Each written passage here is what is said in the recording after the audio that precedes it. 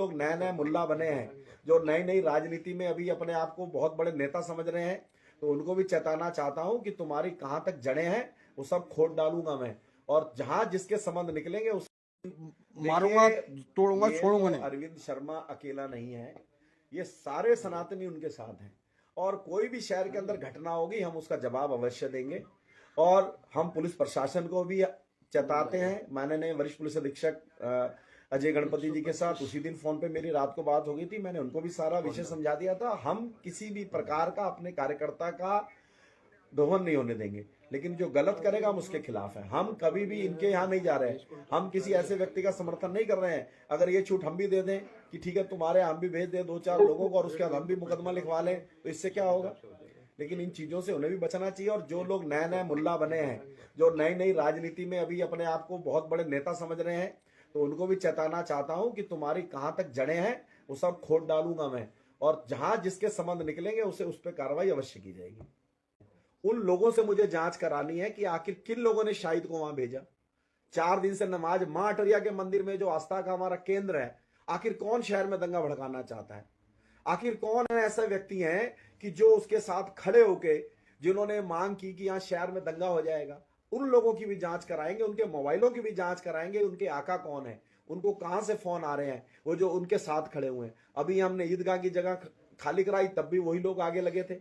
आखिर ऐसे कौन से लोग हैं कि जो शहर के अंदर दंगा भड़काने की बात करते हैं, जो फोन के ऊपर मोबाइल के ऊपर लाइव आके ऐसी ऐसी बातें बोलते हैं। हम इनकी भी जांच करेंगे, इनको हम छोड़ने वाले नहीं है, क्योंकि ये कहीं ना कहीं चुनावी वर्ष भी है। मुझे लगता है कि कांग्रेस को कुछ दिख नहीं रहा है। जहां माननीय मुख्यमंत्री लगातार विकास की गंगा बहा रहे हैं, हमारे जैसे मेयर लगातार काम कर रहे हैं, तो कहीं ना कहीं इनके पास कोई काम बचा नहीं है। तो इनको यही लगता है हम किस तरह हिंदू मुस्लिम कर लें, किस प्रकार से दंगा भड़का लें और किस प्रकार से हम यहाँ जाति को बीच में शामिल करके हम अपनी राजनीतिक रोटियां सेक लें। हम होने नहीं देंगे।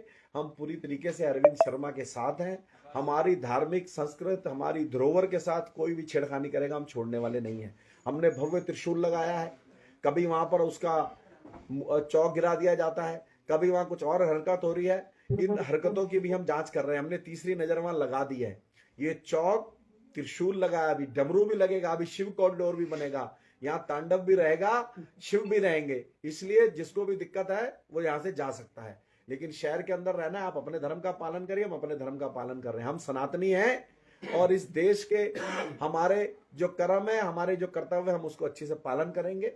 और हम सबका साथ, सबका विकास के साथ काम करेंगे। लेकिन हमारे मस्जिदों में हम इनके मस्जिदों में नहीं जाते, हमारे मंदिरों में घुसने की कोशिश ना करें। हाँ, आना है तो स्वागत है, आप श्रद्धा के साथ आइए ना, आपका हम स्वागत करेंगे, तिलक लगाएंगे, आपको कलावा पहनाएंगे, आप आइए, नहा धो के आइए, हनुमान चालीसा पढ़िए, हमारे साथ बैठिए, हम स्वागत करते हैं। हम किसी मुस्लिम का मंदिर में आने के विरोधी नहीं है, लेकिन मंदिर में आप आएंगे तो मंदिर की इबादत करेंगे। हम मस्जिद में जाएं और वहां हनुमान चालीसा पढ़ना शुरू कर दें, शिव चालीसा पढ़ना शुरू कर दें, इनको कैसा लगेगा भाई। दुर्गा चालीसा पढ़ना शुरू कर दें तो आखिर इनको कैसा लगेगा। किसी की भावनाओं को ठेस ना पहुंचाएं और जानकर ना पहुंचाएं। मैं कहना चाहूंगा, ठीक है, अरविंद ने जोश में आके उसकी पिटाई लगा दी, उसको जब 4 दिन से वो देख रहा है, किस चीज को बर्दाश्त कर रहा है, तो स्वाभाविक है हमें भी गुस्सा आ जाता है। कई बार हम भी कोई चीज ऐसी कर लेते हैं। वो छोटा भाई है हमारा, उसको भी एकदम गुस्सा चढ़ गया, उसने पिटाई लगाई, लेकिन उसने कोई पिटाई छुपाई नहीं। उसने लगाई तो उसने दिखाया कि मैंने मारा है, उसने कोई छुपाने का काम नहीं किया। नहीं तो चाहता तो कैमरा बंद करके भी मार सकता था और उसके बाद लोगों को बुला के इन पे बड़ा से बड़ा मुकदमा लिखवा सकता था, लेकिन उसने फिर भी ऐसा काम नहीं किया। और उसने, क्योंकि वो सच्चा भक्त है, माता का पुजारी है, ठीक है, जीवन में सबके इतिहास रहता है। क्या कभी तुलसीदास जी का इतिहास कुछ और रहा होगा, कभी कबीरदास जी का कभी इतिहास कुछ और रहा होगा, अन्य अन्य ऋषि मुनियों का इतिहास कभी और रहता होगा। कभी समय आता है कि उनका जीवन बदल जाता है। आज वो पूरी श्रद्धा और तन्मय के साथ नंगे पैर धर्म ध्वजा लेके वो यात्रा करता है, वो पूरे मंदिर की सेवा करता है। मैं तो इतने साल से देख रहा हूं उसको, आगे बढ़कर उसने पूरा मंदिर संभाल रखा है। आज अटरिया मंदिर का आप दिव्य भव्य जो रूप देख रहे हैं, कहीं ना कहीं पीछे अरविंद की मेहनत है। आप उसके पुराने इतिहास में जा रहे हैं। ऐसे तो इतिहास दुनिया का है, लेकिन मैं ये भी कहना चाहता हूं क्या वर्तमान में उसने किसी को कुछ कहा है, किसी के साथ गलत किया है।